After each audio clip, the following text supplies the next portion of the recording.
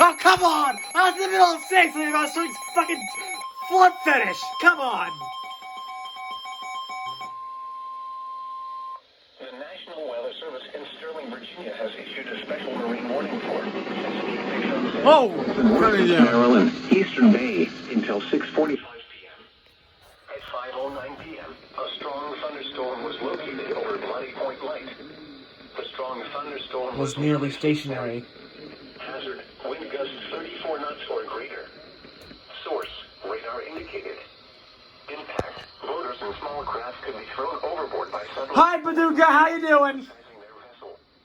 Locations impacted include Highland Beach, Eastern Bay, Roanoke, Bloody Point Light, Mattapique, Thomas Point Light, Vail, Shadyside, and Annapolis. Move to safe harbor until hazardous weather passes.